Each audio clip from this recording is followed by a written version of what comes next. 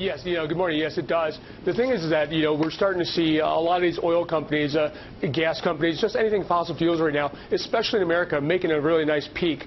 We've really seen a lot of refining margins hitting their high. We've seen production coming from U.S. domestic crude oil really just pushing higher and higher. And, it's one of those things where their timing for it is not only for this climate change, but obviously for the markets. You've seen a lot more people getting out of the commodity sector right now, so this really is not a big surprise, but also a really good move for them. Talk to us a little bit more about why oil majors are divesting all these assets right now. You mentioned that a lot of fund managers, commodities funds, or hedge funds are getting out of commodities. What comes to mind is the news last week that CalPERS, the California State Pension Group, is also getting out of hedge funds, who obviously fueled a lot of the commodities rally. Why are oil majors divesting these assets right now? Well, everything's cyclical, and right now what we're seeing is this cycle in oil and energy that it's kind of hitting its peak. And it's from here we could probably see it go sideways for a while, whether it's from the equity side or from the commodity side. We're not seeing a lot of volatility here. For the last couple of years, WTI or crude oil here in America is kind of stuck between $90 and $100. We've had our moves up and above and a little bit below, but that's kind of where it's at. So right now we're seeing a lot more stability, and that's what's really just kind of causing this lull in the market. From the equity side, there's not really a lot that's going to happen that's going to change over the next few years, unless we see some kind of big boom out of Europe or possibly China, or even a Keystone pipeline, something like that to happen. But until then, we probably have a few more years where we're going to stay here in this level. So it's better for these investment companies or investors to get out now, make a profit that they've seen rise over the past few years, and wait until we see that next big boom. Why aren't we seeing more scarcity from the supply side? With everything going on in the Middle East, the rise of Islamic State, why aren't we seeing more of a crunch on prices from supply? Well, this is oil independence in America. This is what we strive for. And that's one of the other things that I just don't see there, or I don't think that we're going to see a lot more divestitures out of oil and energy. It's too important to America right now, not only for the security of America and oil prices, but it's a really big factor of growth.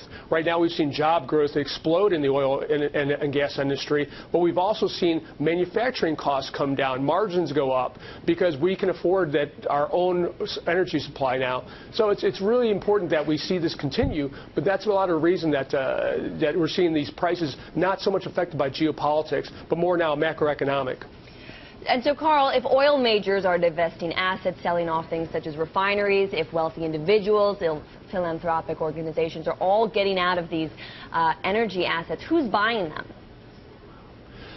Well, I think, it's becoming more of an American sport. It's really about the people who are buying into it right now, or the American investors, not so much the big fancy players like the philanthropic, or like endowment funds or hedge funds or philanthropists. We right now have Americans investing in America, and that's one of the good things. It's interesting that we're not seeing a lot of foreign investment here anymore, because right now America is just simply about America. So you're getting more people here involved in it, not just from the work side, but from the investing side. Not so much a speculative play anymore, but more of a growth play. Right now, oil is becoming something similar to the McDonald's of America. We're seeing more money put into what we use. Can these large divestitures really impact the price of these assets? I mean, to what extent have you seen prices take a hit from all these philanthropic funds, from major oil companies selling off? Well, there's the hype. I mean, it's like everything like Alibaba. There's the hype right away that hits the market, and everybody's scared because everybody's selling out of them. But we find it leveling off quickly, and we find more investors trying to find a good deal at the bottom. I don't think that there's a big move to the downside expected for the energy sector, but we're also seeing some kind of seasonal plays here too. A lot of energy companies sort of go into a little of a lull as we go into winter. But, at these levels, at these prices, I think we're going to see a lot more investors finding a good value here. Are we at a bottom at these prices? I think there's a little bit more to go. Like I said, seasonality, usually into the end of the year, we're seeing stock prices just kind of ease off because the energy sector kind of eases off in the winter. But I think that more people are thinking that the future of America, the future of oil production and refining production in America, has a really, really bright light ahead. So I think that we'll see the bottom soon, maybe within the next couple of weeks, definitely in the next month or so. But there's going to be a rebound here, and I think it'll be strong into the end of the year.